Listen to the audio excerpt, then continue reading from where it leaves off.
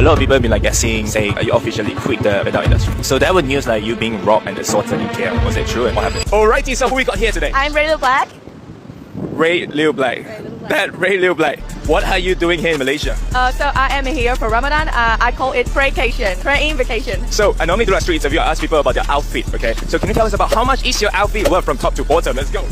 This is like $30. This is like $5. This is a gift. I would say less than 50. Assalamualaikum Ray. So we heard this your So we heard this your first Ramadan, right? How's it going so far? This is my first Ramadan in my life. I'm thirsty and stuff, but I was worried a lot before I start Ramadan. But now I feel like I am guided and He's helping me. Are there any challenges or obstacles ever since you started like practicing Islam? Since I started practicing Islam, of course my background is adult industry, and then some people not welcome, and then some people don't believe. But seriously, for me, it doesn't matter so much. But sometimes it's hard to know that some people are not welcome, and then get some harsh comments. So what makes you decide to start learning about Islam? Actually, it's very interesting because I went to Bali, and I went to Indonesia, and then right after, coincidence, but I came to Malaysia, and then I met a very nice people here. The first time I came here 6 months ago, and then I wear hijab for the first time in Malaysia, and then right after this, it's coincidence, but I went to south of Thailand, which there are a lot of Muslim people live, and then these three things happen for a reason. I think I met these people, and then I would like to understand them, and then to understand them deeper, I want to study Islam because that's what they think is very important to their life. So I decided to study, to understand them, and to become a better friend. Are there any moments like, yes, this is it for me? So I have been struggling a lot with my life and depression for past 5 years or more. In Thailand, before I went to temple and stuff, but I didn't feel any connection. I went there, pray, but didn't feel anything. And then I started to practice Islam. At some point, I started to learn how to pray. One time I went to masjid, and then I felt so special. I felt so easy. I felt my heart is lifted and light. At that point, I was like, okay, you know what? I feel something. Okay, let me learn how to pray properly and then study more and practice Islam more. That's the moment when I thought this is it. Wow, impressive. How did your friends and family reacted when you told them you're like practicing Islam? My parents are Buddhist. I'm from Japan, so they're Buddhist. Almost all my friends are Buddhist. I told my parents like, hey, I am now practicing Islam and I'm praying. They're like, okay, you know what? We are Buddhist, but if believing this religion makes your life easy, makes your heart light, okay, we don't care. Just do it. That's lovely. That's lovely. How many times have you come to Malaysia again? 2. 2 times. What makes you keep coming back to Malaysia? Last time I came here, I just came for 3 days just for experience. I just booked a random trip and then try hijab. I was no Muslim. I came back this time, second time as Muslim. I came here to pray, and then I think I will keep coming back to,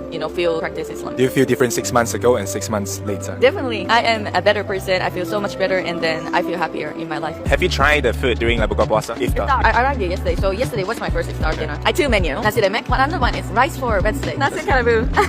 The blue one. Oh, the blue one, yeah, nasi karabu. So which one's your favorite? I like both. You like both. So how did you prepare for your sahur? In the morning, the hotel that I'm staying, they have like a sahur set, so I had like a lot. So that was news like you being robbed and assaulted in KL. Was it true and what happened? So this is definitely not true. Media exaggerate what I said. Please, internet, don't believe all the information on the internet. What I said is some people followed me and stalked me on the street. And then at some point he grabbed me like this, but that's it. I wouldn't consider this as an assault. Maybe he was drunk. Of course I'm pretty.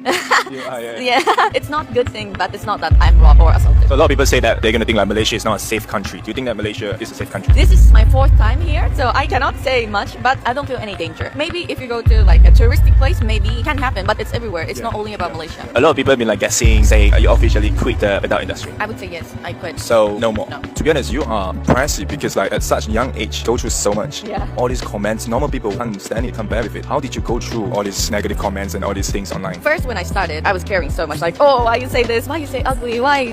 But at some point, you're like, okay, you know what? I don't care. I don't check all the comments. I don't check all the DMs. You feel bad because you keep checking online. You keep checking, opening your phone and opening your comment section. That's why you're hurting yourself by opening it. So for me, I was like, okay, you know what? I think I am too addicted to social media, too addicted to internet. So hey, this is making me feel bad. So let's not open. Let's read books more. Let's go outside more. Let's run. Let's do sports more. And then now I feel better because I don't check often. If you don't see it, it's not there. Yeah. If you don't check it, you feel bad because you are opening your phone 1 hour to check every comment, see what they're saying. You probably see a little bit, but if it's a little okay, you say like, okay, I don't know this guy. I don't care. Yeah. What one message you would like to share with your followers about this spiritual journey? Alhamdulillah, I feel so much help from the God, Allah. I feel guided every day. I feel so much peace. I feel all the blessing every single day. For some people worry about me because I get a lot of bad comments, but please don't worry. I know that what matters is the intention between me and God. I believe this, and other things, it doesn't matter to me. A lot of young people out there is like lost, overwhelmed. Any advice for all these young people out there? I have been struggling a lot of different reasons. I cannot say when you can overcome, when you feel better, because I didn't know. And then I wouldn't know if it's coming back or not. But you are okay to feel that way, and then you are okay to keep feeling that way. You don't have to pressure yourself to feel okay. If you feel this way, depressed, whatever struggle, you let it be so that you can keep digesting your feeling. At some point, when it's gone, you feel it like, okay, I think now I can do it again. It's more like face it, don't avoid it. Let's say if you can go back to 10 years ago, what would you tell your younger self? Be nice to people, show respect to people, be a good person. Are there anything like for the past 29 years that you are like regret doing so? To be honest, I don't have any regrets. People ask me,